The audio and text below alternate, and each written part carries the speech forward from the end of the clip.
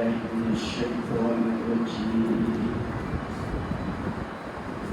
بسم الله الرحمن الرحيم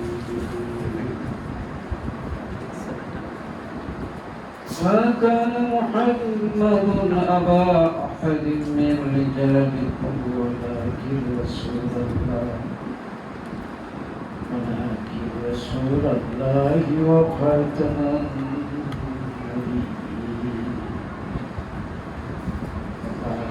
الله بكل شيء عليم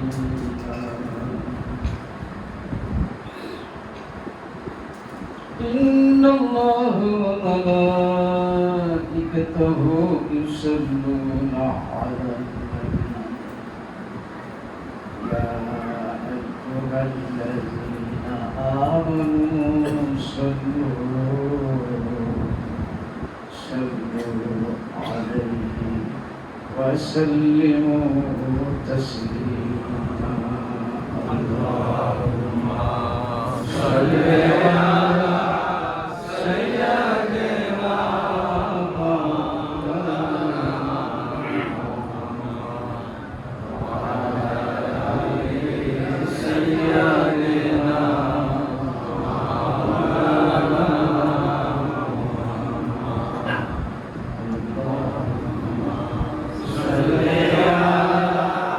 سيدنا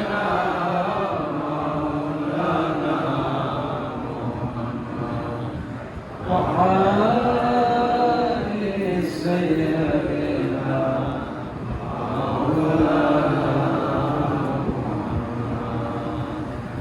महबूब खुदा जिस दिल में हासिल नहीं इश्क महबूब खुदा जिस दिल में हासिल नहीं लाखों मोमिन हो मगर ईमान में कामिल नहीं अल्लाहुम्मा सल्ली अला सय्यदिना मौलाना मुहम्मद व अला आलि सय्यदिना मौलाना मुहम्मद सल्ली अला सय्यदिना मौलाना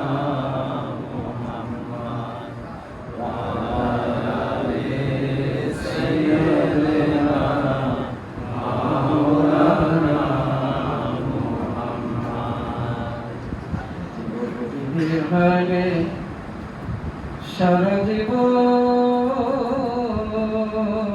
কাটাইলে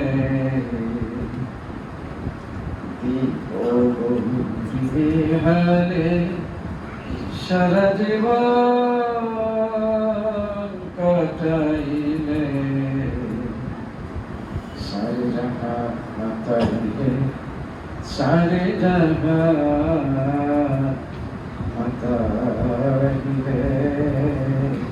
محمد يا رسول الله اللهم صل على سيدنا مولانا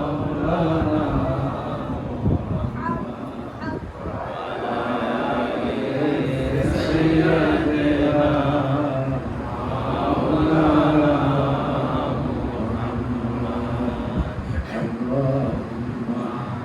صل على سيدنا مولانا محمد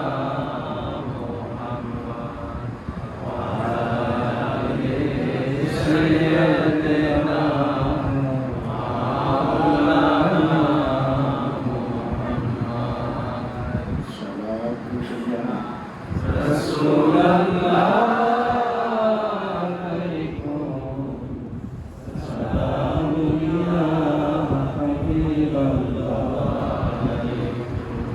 सलाम या रसूल अल्लाह अलैकुम सलाम या हबीब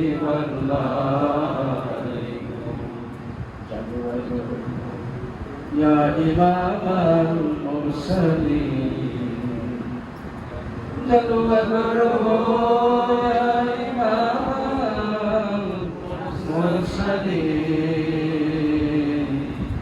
जलवा करो रहमतन लिल आलमीन सलातु या रसूल अल्लाह सलातुन या रसूल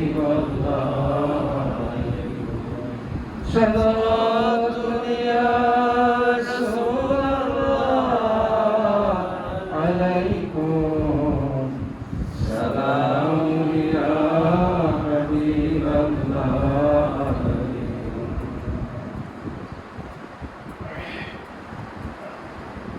सुब्हानल्लाह व बिहम्दिही सुब्हानल्लाहिल अज़ीम ला इलाहा इल्लल्लाह वहदहु ला शरीका लहु lahul mulku wa lahul hamd yuhyi wa yumiitu wa huwa ala kulli shay'in qadir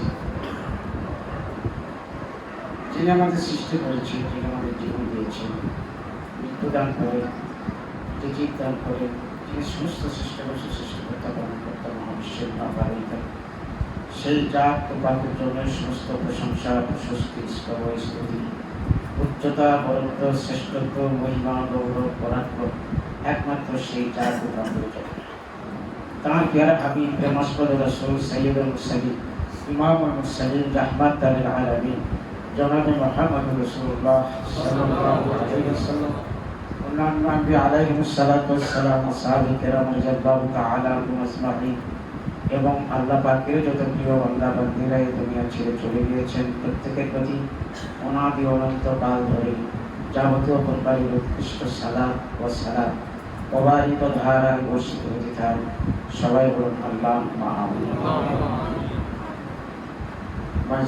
তারা আমাদের প্রাণ প্রিয় মুর্শিদ এবং বিভিন্ন জায়গা থেকে আগত মুসলিমেরা সালিম সালিকা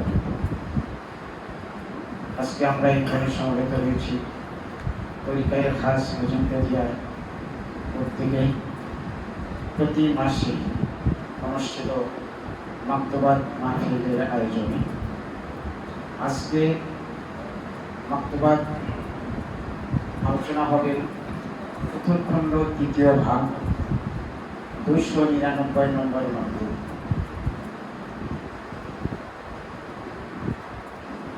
রেজা বিল কাজা এই বিষয়ের উপরে আলোচনা করা হয়েছে। শায়েখ ফরিদ তালুহির নিকট কাজার প্রতি ধৈর্য ধারণ করিয়া থাকা এবং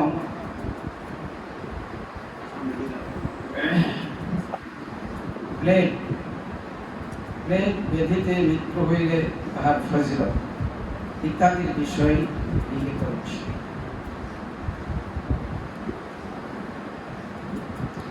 हम সালাত ও দোয়ার পর জানাইতেছি যে আপনার পত্র পাইয়াছি, বিপদ সমূহের বিষয় লিখিয়াছেন ইন্নালিল্লাহি ওয়া ইন্না ইলাইহি রাজিউন। সবর ও ধৈর্য ধারণ করা উচিত।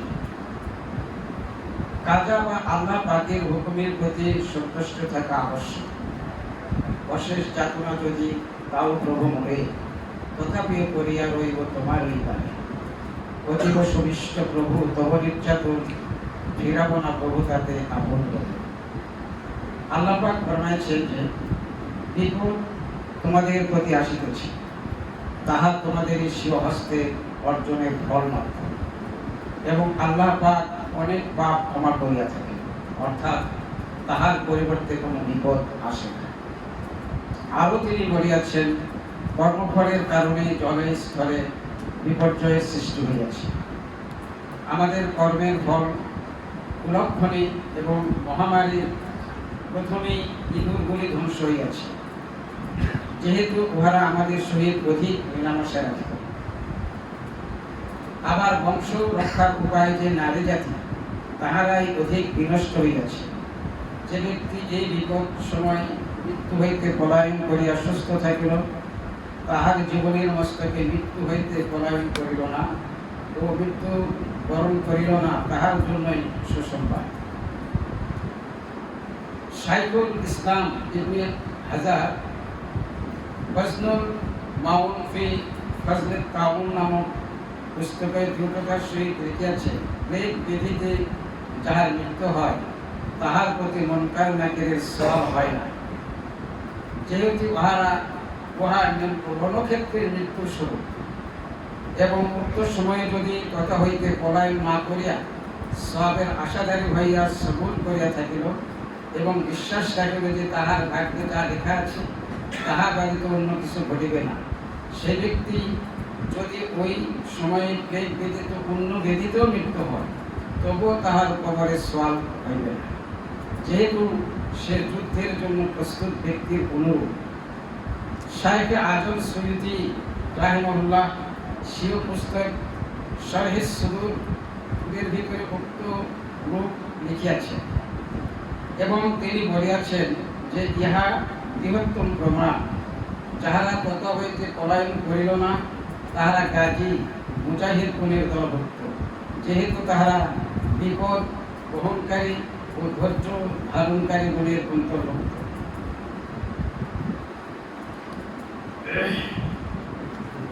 এতটুকুই ইনশাআল্লাহ আমরা একটু পর্যালোচনা করে দেখব। আমার তো এই মাধ্যমের আলোচনা করার যোগ্যতা নেই, আলোচনায় কি বসে রুহানি তাওয়াজ্জুহ যদি আমার প্রতি থাকে তাহলে ইনশাআল্লাহ আজিজ আপনাদের কাছে কিছু আলোচনা ইনশাআল্লাহ জানতে পারব। রেজাবিল কাজা অর্থ আল্লাহ পাক যা কিছু করেন বান্দার জন্য, বান্দার প্রতি যা কিছু আসে সুখ শান্তি দুঃখ দুর্দশা এগুলো সব কিছু আল্লাহর পক্ষ থেকে আসে এবং আল্লাহর ইচ্ছাই হয়। এই ইচ্ছার সঙ্গে আল্লাহর ইচ্ছার সঙ্গে নিজের ইচ্ছাকে মিলিত করে দেওয়া। আমার নিজের কোনো ইচ্ছা এখানে থাকবে না, আল্লাহ পাকের যা ইচ্ছা সেটা ঘটবেই, আমি এটা পছন্দ করি আর না করি। সুতরাং বুদ্ধিমানের কাজ হবে আল্লাহ রাব্বুল আলামিনের ইচ্ছার সঙ্গে নিজের ইচ্ছাকে মিলিয়ে দেওয়া, যদিও আমি ওটা পছন্দ না করে, নফস পছন্দ না করে। এটার নাম হচ্ছে রেজাবিল কাজা, আল্লাহ রাব্বুল আলামিনের ফয়সালার প্রতি নিজেকে সন্তুষ্ট রাখা। হাম সালাত ও দোয়ার পর জানাইতেছি যে আপনার পত্র পাইয়াছি, বিপদ সমূহের বিষয় লিখিয়াছি। হাম প্রশংসা আল্লাহ রাব্বুল আলামিনের, সালাত অর্থাৎ রাসূল সাল্লাল্লাহু আলাইহি ওয়াসাল্লামের প্রতি সালাত সালাম শান্তি এবং বরকতের দোয়া প্রার্থনা করা। প্রশংসা একমাত্র আল্লাহর জন্য হয়, তিনি প্রকৃত প্রশংসা পাওয়ার যোগ্য। রাসূল সাল্লাল্লাহু আলাইহি ওয়াসাল্লাম তিনি আমাদের নবী রাসূল এবং শাফিউল মুজনিবিন, সমস্ত গুনাহগারদের জন্য শাফি শাফাত দেন। এই জন্য তাকে সন্তুষ্ট রাখা এবং তাকে খুশি রাখা আল্লাহ রাব্বুল আলামিনের ইচ্ছা এবং আমাদের ওই ইচ্ছা যে আল্লাহ রাসূল যাতে করে আমাদের প্রতি খুশি থাকে, এই জন্য তার প্রতি সালাত এবং সালাম অবারিত ধারায় বর্ষিত হোক, এই প্রার্থনা আমাদের প্রত্যেকটি মুসলিম উম্মার জন্য করা উচিত। এবার বলছেন যে পত্র পাইয়াছি, উনি লিখেছেন প্লেগ সম্পর্কে, মহামারী সম্পর্কে। এই পত্র মুজাদ্দিদ আল বুসাইরি শাইখ আহমদ ফারুকী হিন্দি রহমাতুল্লাহ আলাইহি তার জবাব লিখেছেন এবং তিনি এই জবাবের প্রাক্কালে যে দোয়াটা পাঠ করেছেন কোরআনুল কারীমের, যা ইরশাদ রয়েছে ইন্নালিল্লাহি ওয়া ইন্না ইলাইহি রাজিউন, যার অর্থই হচ্ছে নিশ্চয় সবকিছু আল্লাহ পাকের পক্ষ থেকে আসে। আল্লাহ পাক সবকিছু সৃষ্টি করেছেন, সবকিছু আল্লাহর জন্য, এবং আমাদের যেহেতু সবাইকে তার কাছেই প্রত্যাবর্তন করতে হবে, চলে যেতে হবে। সবর ও ধৈর্য ধারণ করাই উচিত। এই বিপদে উনি ওনার উপদেশ যে তোমরা যে বিপদে আছো, যেভাবেই আছো, এতে ধৈর্য ধারণ করতে হবে এবং ধৈর্য করাই হচ্ছে উচিত, এবং ধৈর্য ধারণ করলেই সুফল পাওয়া যাবে। এটি হচ্ছে এই বক্তব্যের মূল কথা। কাজা বা আল্লাহ পাকের হুকুমের প্রতি সন্তুষ্টি থাকা আবশ্যক। আল্লাহ পাকের যে ফয়সালা, তাকে বলা হয় রেজাবিল কাজা। আল্লাহ পাক যেটাই আমাদের জন্য ফয়সালা করবেন সেটা আমাদেরকে অবনত মস্তকে মেনে নেওয়া এবং তার প্রতি খুশি থাকা, সন্তুষ্ট থাকা আমাদের সবার জন্য আবশ্যক। মুজাদ্দিদ আল-বুসরি রাহিমাহুল্লাহ এটাই তার মাধ্যমে প্রত্যেকের জন্য এই বক্তব্য রেখেছেন, এই মেসেজ করেছেন। এবং এখানে একটা শের বলেছেন, বসে যে যাতনা যদি দাও প্রভু তথাপি করিয়া রব তোমারই দাঁড়ি, অতীব সুনিষ্ঠ প্রভু তব নির্যাতন ফেরাবো না প্রভু তাতে আগুন করুন। আল্লাহ পাকের পক্ষ থেকে বিপদ আসুক আর আপদ আসুক, যে কোনো দুঃখ দুর্দশা আসুক, এটা আল্লাহওয়ালাদের জন্য সুনিষ্ঠ। এটাই হচ্ছে সুনিষ্ঠ, সর্বতের চেয়েও অতি সুনিষ্ঠ। কেন? যে বিষয়ে আমাদের কাছ থেকে বিপদ বিতাড়িত হয়ে যায়, সে বিষয়টাকে আমরা প্রশ্ন করি। যার কারণে আমরা বিপদমুক্ত হতে পারি তাকে আমরা ভালোবাসি। যিনি আমাকে বিপদ থেকে উদ্ধার করেন জাগতিকভাবে, আমার বন্ধু হোক, প্রতিবেশী হোক বা কোনো নেতা হোক, তার কথা আমরা কখনো ভুলি না। কি জন্য? তার এই কাজটা আমার জন্য অত্যন্ত মঙ্গলজনক হয়েছে, কল্যাণজনক হয়েছে। এইটা আমরা সহজেই বুঝতে পারি এবং উপলব্ধি করতে পারি। আল্লাহ রাব্বুল আলামিনের পক্ষ থেকে যে যাতনা, নির্যাতন আমরা মনে করি, এই জন্য শব্দটা ব্যবহার করা হয়েছে। এগুলো হচ্ছে আমাদের জন্য বিরাট একটা পাথর, সুনিষ্ঠ। কেন? এগুলোর কারণে আমরা যে পাপ করি, যে পাপের জন্য আমাদেরকে দীর্ঘদিন ধরে জাহান্নামের আগুনের ভিতরে জ্বলতে হবে, আগুনের ভিতরে প্রজ্বলিত হতে হবে। আল্লাহর শাস্তি অত্যন্ত কঠিন, সেটা আগুনের দ্বারা হোক আর শীতলতের দ্বারাই হোক, ঠান্ডার দ্বারাই হোক। ঠান্ডাও আল্লাহ রাব্বুল আলামিনের শাস্তি স্বরূপ যদি আসে, কোনো মানুষের এটা সহ্য করার ক্ষমতা নাই। এবং আগুন যদি আসে, এটাও কোনো মানুষের সহ্য করার ক্ষমতা নাই। আমরা যে পাপ করি, এই পাপের শাস্তি আল্লাহ রাব্বুল আলামিন উভয়টার যে কোনো একটা দিতে পারে। এই শাস্তি থেকে রক্ষা পাওয়ার জন্যই হচ্ছে আল্লাহর পক্ষ থেকে যে বিপদ আপদ আসে, এই বিপদ আপদ, দুঃখ দুর্দশা কারণেই আমাদের ওই শাস্তিগুলো মওকুফ হয়ে যায়, মাফ করে দেওয়া হয়। ওই শাস্তির কারণটা, যেটা আমাদের, যে কারণে আমাদের শাস্তি দেওয়া হবে, এগুলোকে ক্ষমা করে দেওয়া হয়, দূর করে দেওয়া হয়। তাহলে এই শাস্তিটাই আমাদের জন্য কি উপকারী নয়, ভালো নয়? আরো একটু সহজ করে বলি, আমাদের পেটের যদি কারোর সমস্যা হয়, এমন একটা পীড়া হলো, অপারেশন করতে হবে, পেট চিত্ত হবে, নারী চিত্ত হবে। বলেন তো, এটা আমাদের জন্য কি শান্তিদায়ক না কষ্টদায়ক?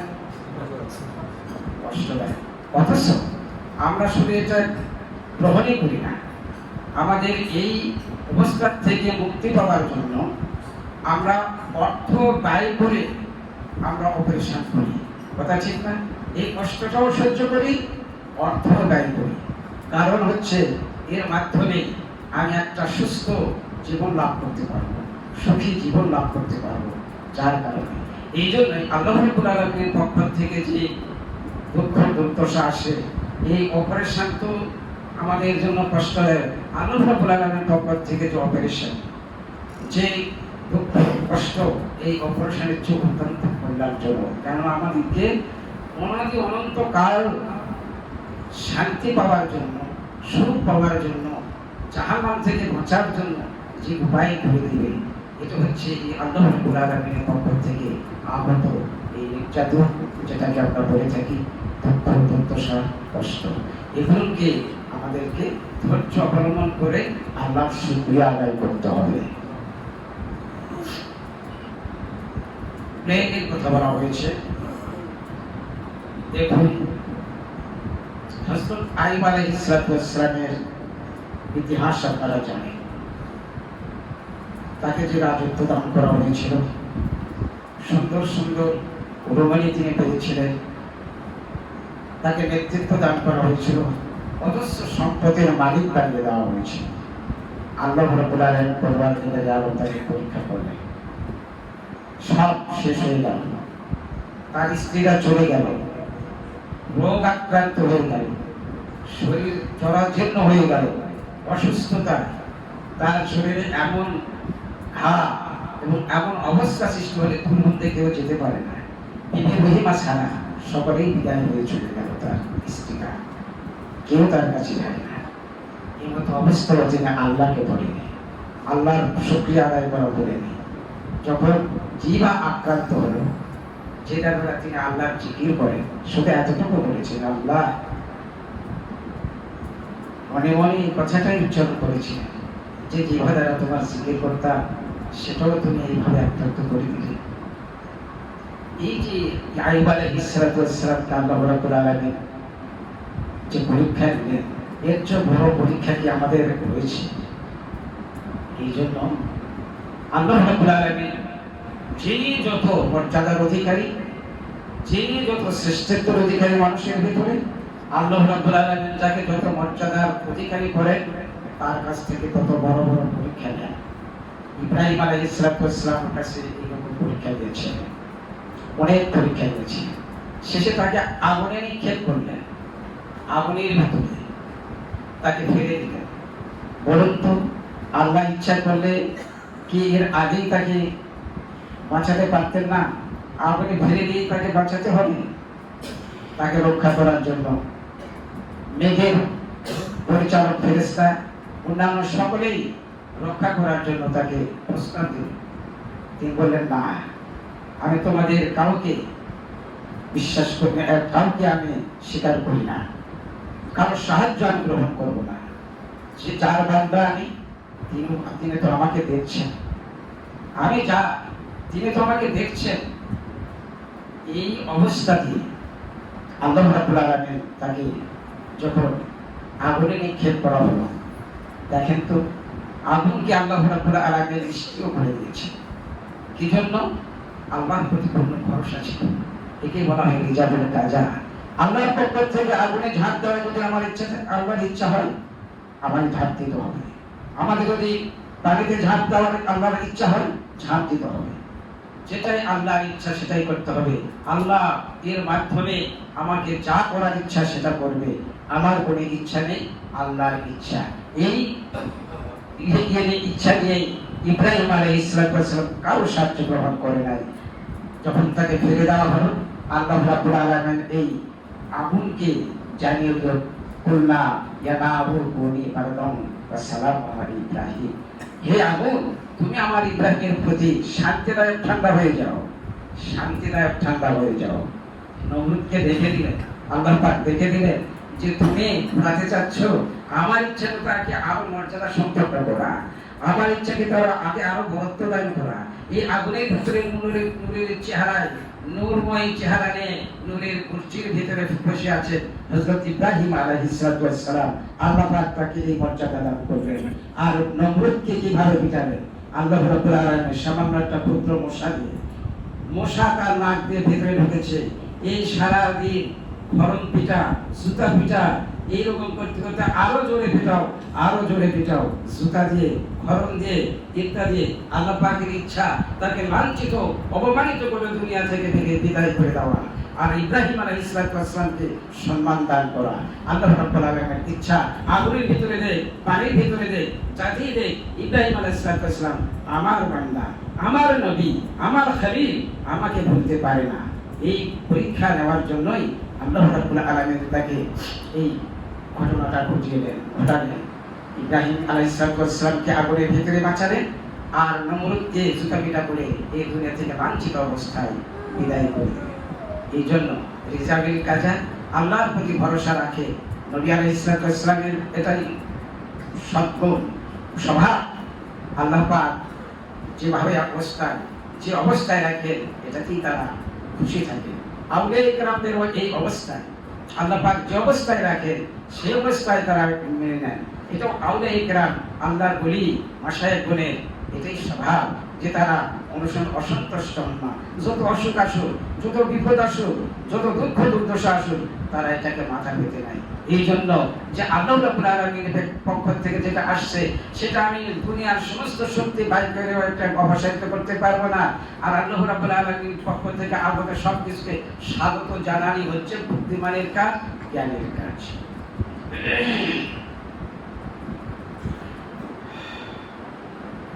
আল্লাহ পাক ফরমাইছেন, তোমাদের প্রতি আসিতেছে তাহা তোমাদের স্বীয় হস্তের অর্জনের ফল মাত্র, এবং আল্লাহ পাক অনেক পাপ ক্ষমা করিয়া থাকেন। এই দুনিয়াতে যে বিপদ আপদ, যে অশান্তি আসে, এটা আল্লাহ পাক বলছেন তোমাদের হস্তর্জিত কর্মফল। আল্লাহ রাব্বুল আলামিন অন্যত্র বলেছেন, জাহারাল ফাসাদু ফিল বাররি ওয়াল বাহর বিমা কাসাবাত আইদিন নাস। পৃথিবীর জল এবং স্থলে যত কিছু অশান্তির সৃষ্টি হয় এটা মানুষের কর্মফলের জন্যই হয়। সুতরাং কর্ম ভালো করতে হবে। কর্ম ভালো করে আমাদের কর্মফলের জন্য যে বিপদ আসতেছে, এই বিপদ থেকে মুক্তির যত আমরা পথ উপায় আমরা বের করি না কেন, এই পথ এই উপায়ে আমরা অশান্তি থেকে বিপদ থেকে মুক্ত হতে পারবো না যতক্ষণ পর্যন্ত আল্লাহ পাক আমাকে না বাঁচায়। আর এটার একটাই পথ, আমরা যে পথে আছি, আমরা যদি ভুল পথে থাকি, আমরা যদি গুনাহের পথে থাকি, তাহলে তওবা ইস্তেগফার করে ফিরে আসা, এটাই হবে একমাত্র কাজ। হযরত ইউনূস আলাইহিস সালামের ঘটনা তো আপনারা জানেন। বিপদ আগত এই অবস্থায় ইউনূস আলাইহিস সালাম চলে আসে। তার যে উম্মতরা, যাদের কারণে বিপদ আসবে, এই দুর্ঘটনা দেখে, এই অবস্থা দেখে তওবা ইস্তিগফার করলো, ফিরে আসলো, এরা বেঁচে গেল। আল্লাহ রাব্বুল আলামিন তাদেরকে আসন্ন বিপদ থেকে মুক্ত করে দিলেন। এই জন্য আমাদের একটি পথ, আমরা যে পথে আছি, আমরা ভুল যদি পথে থাকি, গুনাহের পথে থাকি, তাহলে এ পথ থেকে আমাদেরকে ইস্তিগফার করে ফিরে আসতে হবে, তওবা করে ফিরে আসতে হবে। আল্লাহ রাব্বুল আলামিন শুধু মুক্তই করবেন না, আমাদের মর্যাদা বাড়িয়ে দিবেন।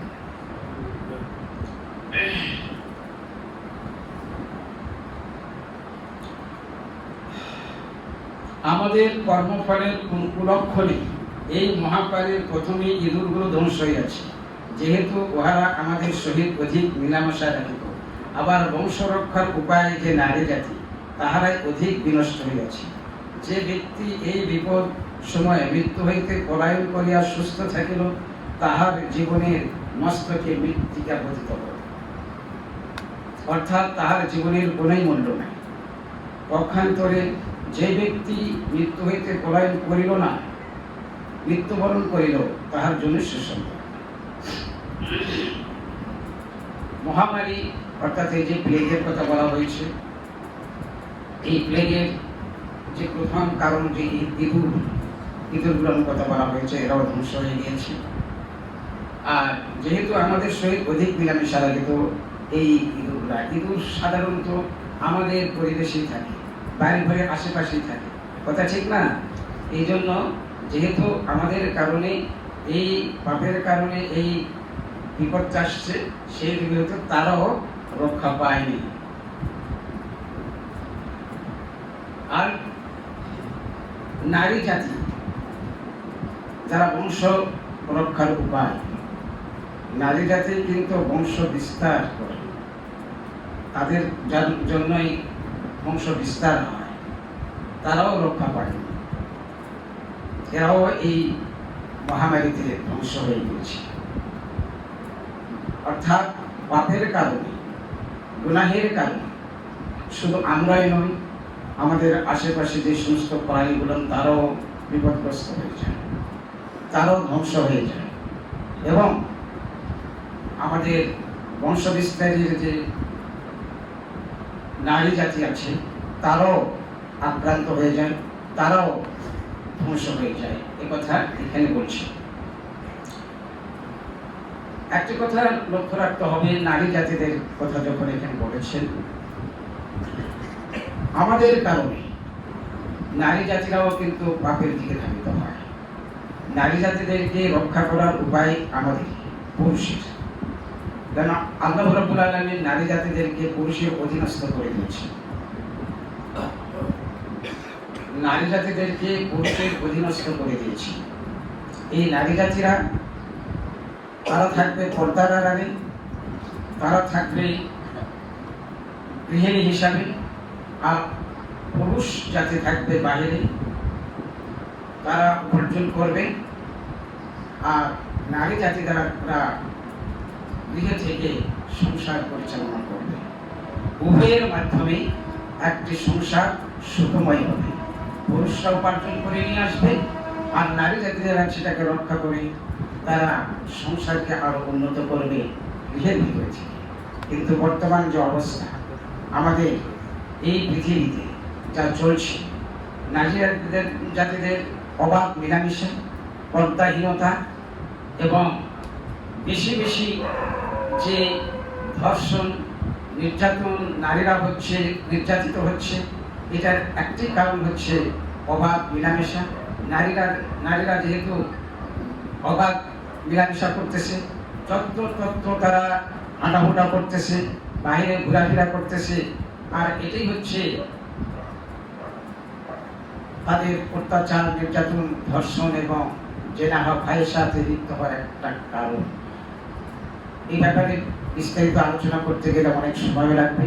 তো একটি কথা হচ্ছে, এই নারী জাতিদেরকে আমাদের রক্ষা করতে হবে, তাদেরকে আমাদের নিজের নিয়ন্ত্রণে রাখতে হবে, এবং আল্লাহ পাক যাতে করে তাদেরকেও আমাদেরকেও উভয়ের দায়িত্ব প্রতিপালনের তৌফিক এনায়েত করে। সবাই বলুন আল্লাহ আমিন। তার কারণ তাদের জন্য কিন্তু আমরা জবাবদিহিতার সম্মুখীন হব। আল্লাহ রাব্বুল আলামিন একথা আমাদেরকে জানিয়ে দিয়েছে এবং আরো বলেছে, হুন্না লিবাসুকুম ওয়া আনতুম লিবাসুন লাহুন্না। তোমরা হচ্ছে তাদের পোশাক এবং তারা তোমাদের পোশাক। তার মানে কি? পোশাক, পোশাক, নিজের পোশাক নিজে আমরা যত্ন করি, অর্থাৎ নারীরা এবং পুরুষরা উভয়ের পোশাককে যত্ন করে সংসারটাকে সুখময় করবে ইসলামের দৃষ্টিকোণ থেকে। ইসলাম যা বলে সেই নির্দেশিত পথে চলবে।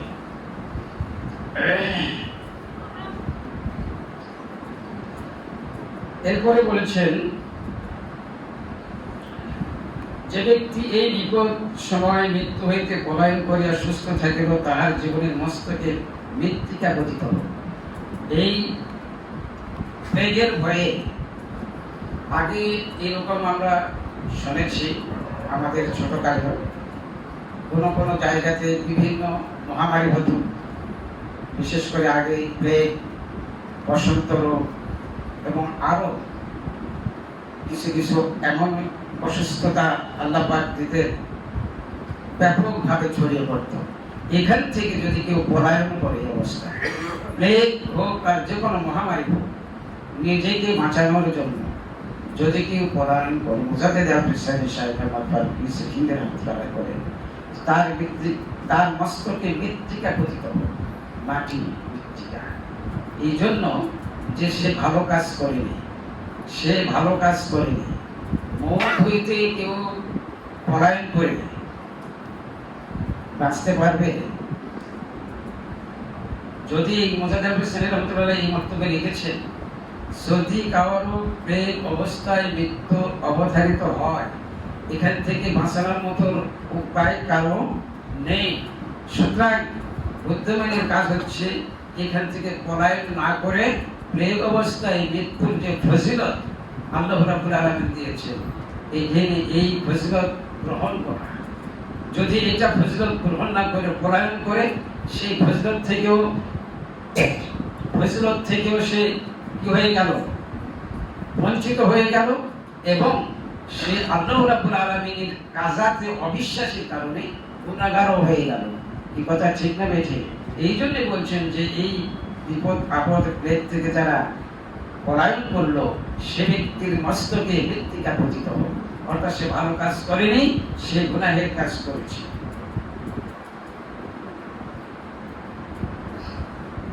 তাহার জীবনের কোনোই মূল্য নাই, অর্থাৎ সে তার জীবন হয়ে যাবে মূল্যহীন। সে এই জীবনে কোনো কিছুই লাভ করতে পারবে না। আল্লাহর পক্ষ থেকে যে আগত শান্তি, সুখ এবং পরকালের যে নাজাত এবং জান্নাত, সুখময় আবাস, এগুলো সব থেকে সে বঞ্চিত হয়ে যাবে। পক্ষান্তরে যে ব্যক্তি মৃত্যু হইতে পলায়ন করিল না ও মৃত্যুবরণ করিল, তাহার জন্য সুসংবাদ। মৃত্যুবরণ পলায়ন না করে এই প্লেগ অবস্থায় মৃত্যুবরণ করেছে, এই ব্যক্তির জন্য আল্লাহ রাব্বুল আলামিনের পক্ষ থেকে সুসংবাদ, তার জন্য সুসংবাদ দিয়েছেন। শাইখুল ইসলাম ইবনে হাজার আসকালানি ফজলুল মামুন ফজলুল তাআমুল নামক পুস্তকে দীর্ঘার সহিত লিখিয়াছেন, প্লেগ ব্যাধিতে যাহার মৃত্যু হয়, তাহার প্রতি মুনকার নাকিরের সওয়াল হয় না। সওয়াল জবাব অত্যন্ত কঠিন একটা কাজ কবরে। কিন্তু প্রথম মৃত্যুর পরে কবরের প্রথম যে বিষয়ের সম্মুখীন হবে, সেটা সওয়াল জবাব। মুনকার নাকির, এই মুনকার নাকির সওয়াল থেকে যে ব্যক্তি মুক্তি পেল, সেই ব্যক্তি সফলতা লাভ করলো। কিন্তু যারা এই প্লেগ থেকে পলায়ন করলো, তারা এই ফজিলতটা লাভ করতে পারলো না। যারা এর পলায়ন করলো না, অথচ প্লেগ আক্রান্ত হয়ে মৃত্যুবরণ করলো, সেই ব্যক্তি এই ফজিলত লাভ করতে পারলো যে মুনকার নাকিরের সওয়াল জবাবের সম্মুখীন হতে হলো না। তো আল্লাহ রাব্বুল আলামিন তাকে সওয়াল জবাবের সম্মুখীন না করে কি করে দিল? হাদিস শরীফে আসছে, সওয়াল জবাবের এর থেকে যারা মুনকার নাকিরের সওয়াবের থেকে যারা রক্ষা পেয়ে গেল, আল্লাহ পাকের পক্ষ থেকে ফেরেশতাদেরকে আল্লাহ পাক বলেন, কুল বিসুল লিবাসাল জান্নাহ কুল ইফরিশ ফিরাশাল জান্নাহ। নাম কালমান আল্লাহ রাব্বুল আলামিনের পক্ষ থেকে এই রকম সুসংবাদ দেওয়া হয় যে একে জান্নাতের লেবাস পরিধান করে দাও, জান্নাতের লেবাস পরিধান করে দাও, এবং তাকে জান্নাতের বিছানা বিছিয়ে দাও, এবং তাকে বলো তুমি শান্তিময় নিদ্রায় নিদ্রিত যাও। সুবহানাল্লাহ। এই জন্য মুনকার নাকির সওয়াল জবাব থেকে এই প্লেগে যারা আক্রান্ত হয়ে মৃত্যুবরণ করে, তারা মুক্তি পায়। এই সওয়াল জবাব আল্লাহ রাব্বুল আলামিন তাদেরকে সওয়াল জবাবের সম্মুখীন করেন না।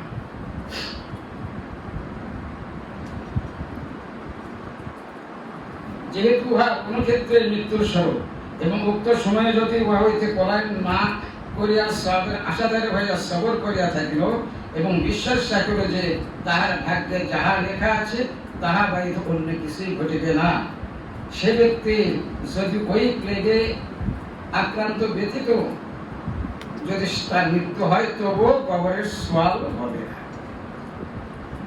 যেখানে প্লেগ হয়েছে, এই প্লেগে সে পলায়ন করলো না, প্লেগে আক্রান্ত হলো না, অন্য ব্যাধিতে অন্য কারণে মারা গেল, তথাপিও সে এই প্লেগ আক্রান্ত ব্যক্তির যে ফজিলত, সেই ফজিলত, সেই সওয়াব সে লাভ করতে পারবে বলে। সুবহানাল্লাহ।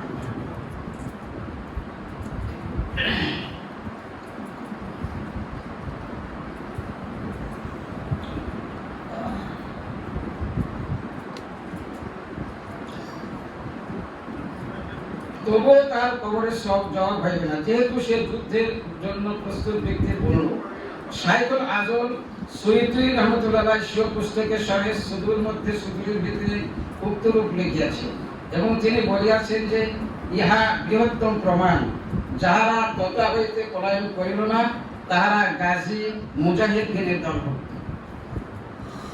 যারা পলায়ন না করলো এবং এই প্লেগগুলোকে আক্রান্ত হয়ে মৃত্যুবরণ করলো না, তারা গাজী এবং মুজাহিদের যে সওয়াব, যে ফজিলত, সেটা তারা লাভ করবে।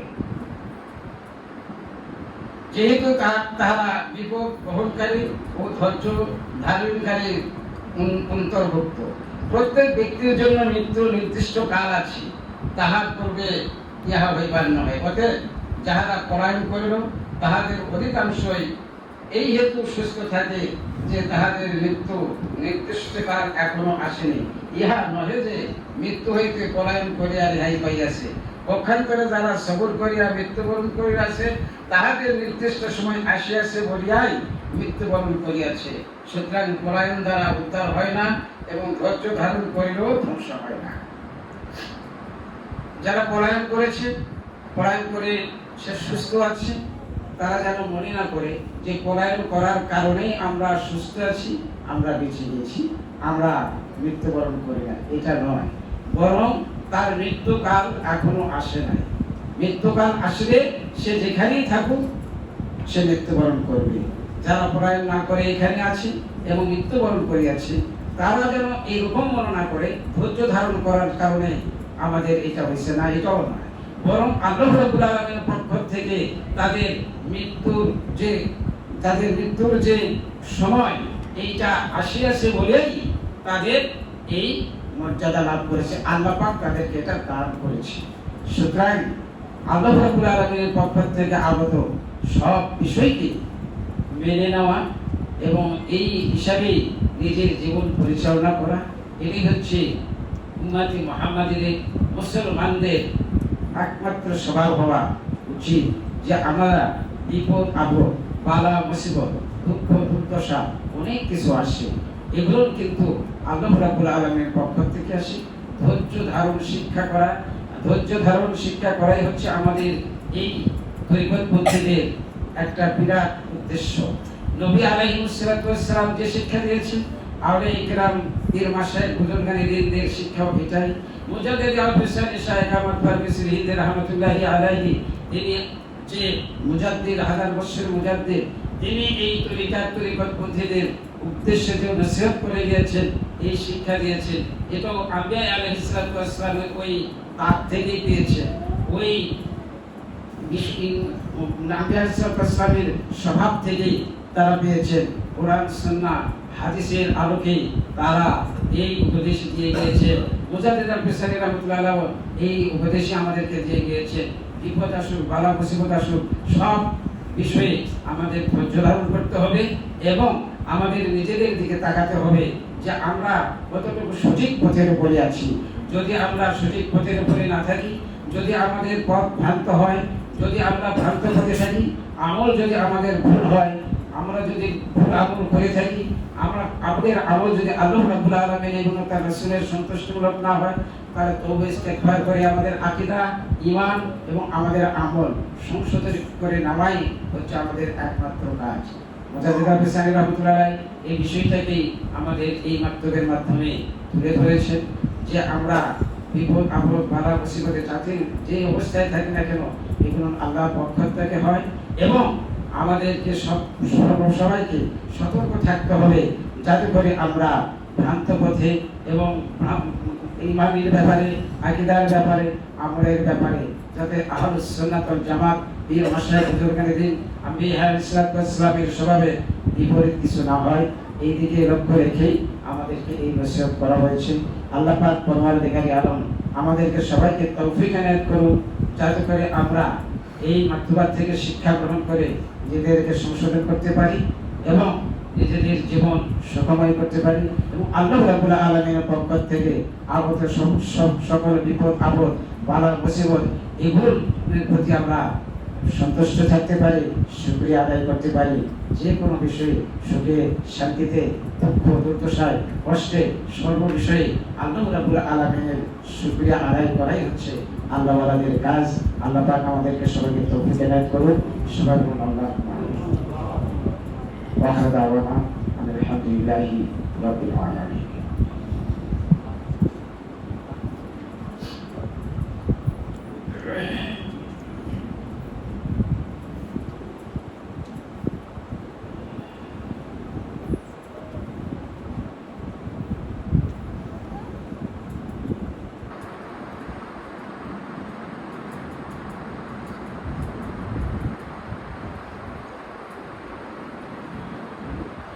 মহব্বতের একটু রসিক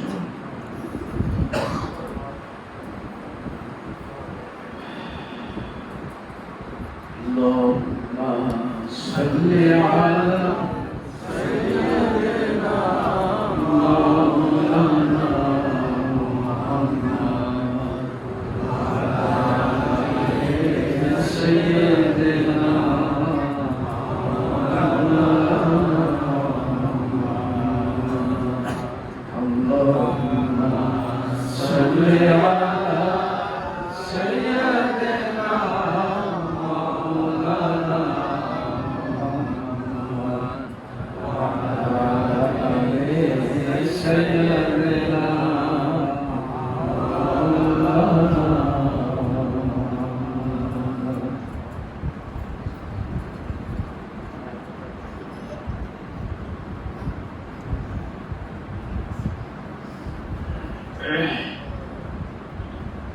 আপনাদেরকে এতক্ষণে যে আলোচনা করা হয়েছে এই মাকতুবাত শরীফের আলোকে আলোচনা করা হয়েছে।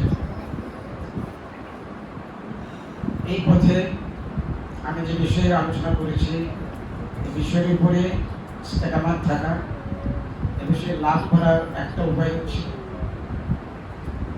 আল্লাহ ওয়ালাদের কাছে বায়াত গ্রহণ করে তার কথা মতে চলা। এই বায়াত যারা গ্রহণ না করে হাদিস শরীফে এসে মাতা লাইসা আলা উনুকিহিম বায়াতান মাতাত মাইতাতাল জাহিলিয়া, যে ব্যক্তি মৃত্যুর বন্ধন স্কন্ধে না নিয়ে মৃত্যুবরণ করলো, জাহিলি যুগের মানুষের মতো মৃত্যু তার হলো, সেই রকম মৃত্যুবরণ করলো, ইমান হারা হয়ে মৃত্যুবরণ করার সম্ভাবনা তার অধিক রয়েছে। এই জন্য যারা এখনো বায়াত গ্রহণ করেন নাই তাদের প্রতি বায়াতের আহ্বান। আমাদের পীর মুর্শিদ এখানে রয়েছে, এখনো আপনারা সৌভাগ্যবান যে তার হাতে বায়াত গ্রহণ করার সুযোগ হচ্ছে। এই জন্য যারা বায়াত হতে চান তারা সামনে চলে আসেন, সামনে জায়গাটা ছেড়ে দেন।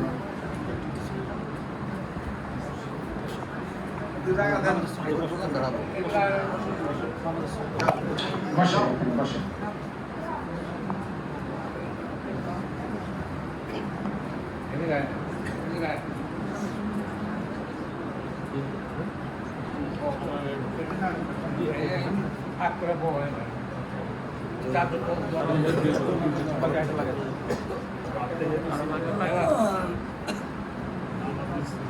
দুই হাত দেয় চুপ করে দেয়, দুই হাত ঠিক আছে।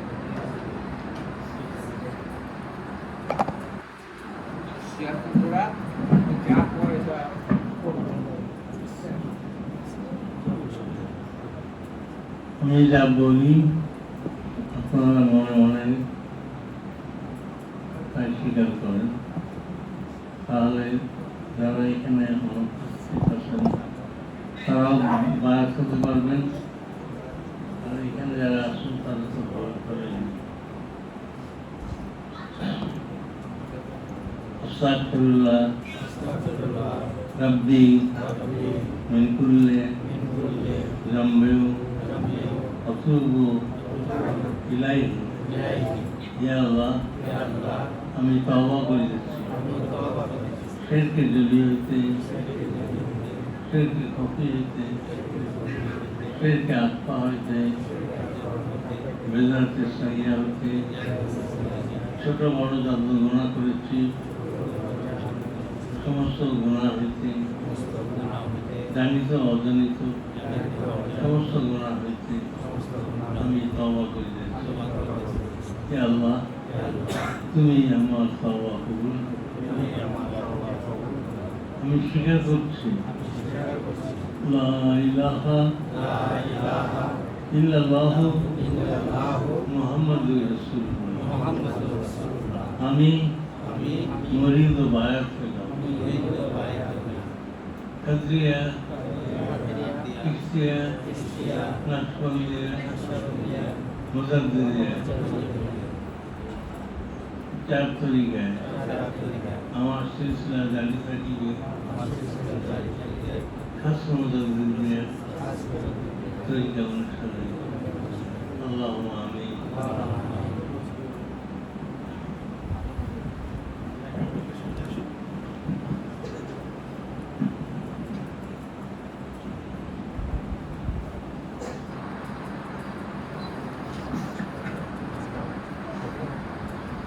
এবার একজন একজন করে সামনে আসেন, সবকের স্থান দেখা যাবে।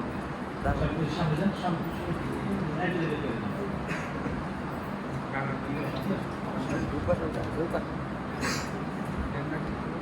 এখানে হলো কল, এখানে খেয়াল করে মনে মনে বইয়ের নিয়ম কানুনগুলি করবেন।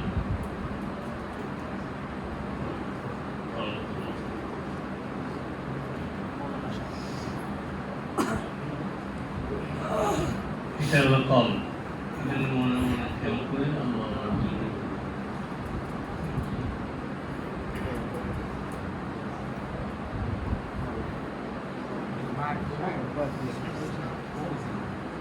এখানে খেয়াল করে মনে মনে আল্লাহ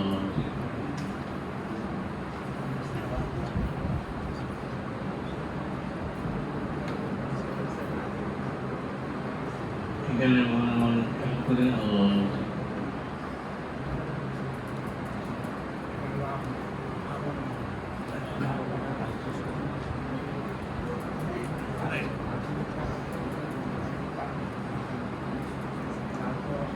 এখানে মনে মনে খেয়াল করে সবসময় আল্লাহ বুঝতে পারছি সারাদিন করতে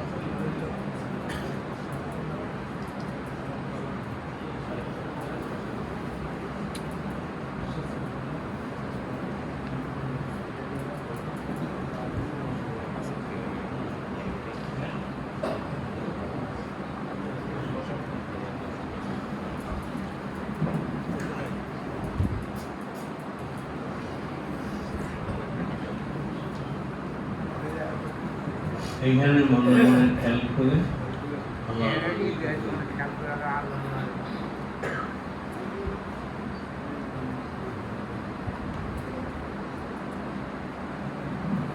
মনে মনে খেয়াল করে আল্লাহ দিকে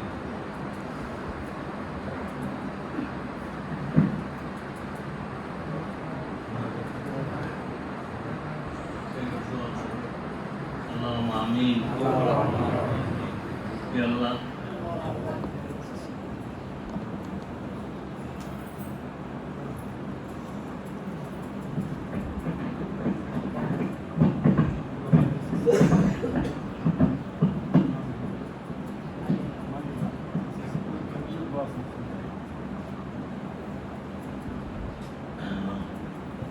ইয়া আল্লাহ তুমি আমাদের যাবতীয় কবিরা সঙ্গে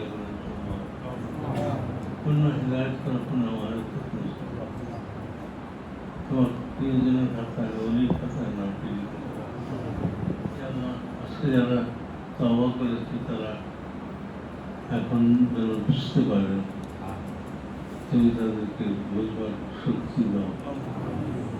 ইয়া আল্লাহ তুমি বকুরের রাখি, তুমি তাদেরকে অনুগ্রহ করে বুঝবার শক্তি দাও। আমিন আমিন আমিন।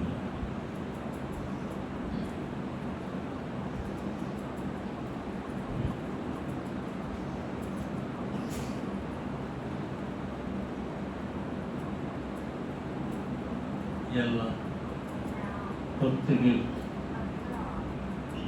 অন্তরের সমস্ত সুখ দুঃখ শুনশোনাবে, তুমি তাদের সমস্ত সুখ দুঃখগুলি কবুল করো। ইয়া আল্লাহ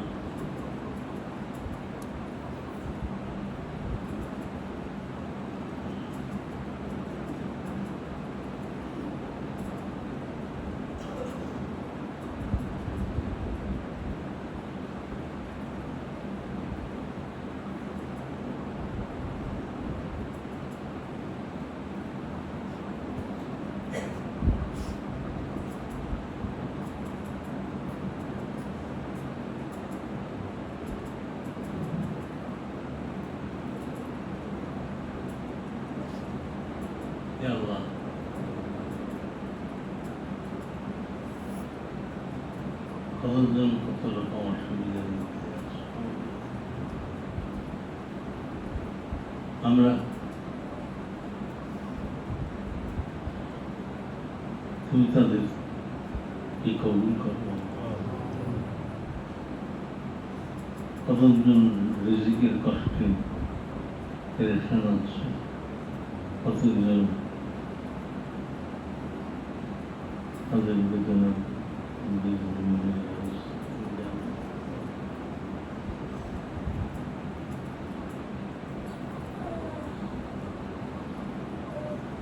আল্লাহ তুমি তাদের অন্তরের কালিমা দূর করে দাও,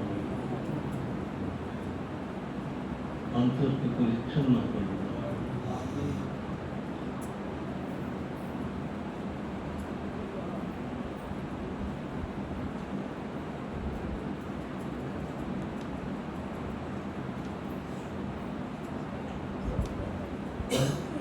আল্লাহ তুমি অন্তরের কথা সবাই শুনছ, তুমি অন্তরের প্রত্যেকের যে যে নিয়েতে হাত দিয়েছ তাদের হাতকে তুমি কবুল করো।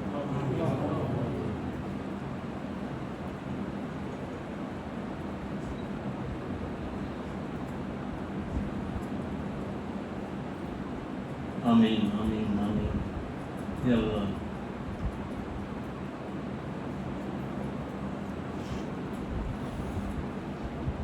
তুমি তাদের কবুল করো। লা ইলাহা ইল্লাল্লাহু মুহাম্মাদুর রাসূলুল্লাহ। আসসালামু আলাইকুম।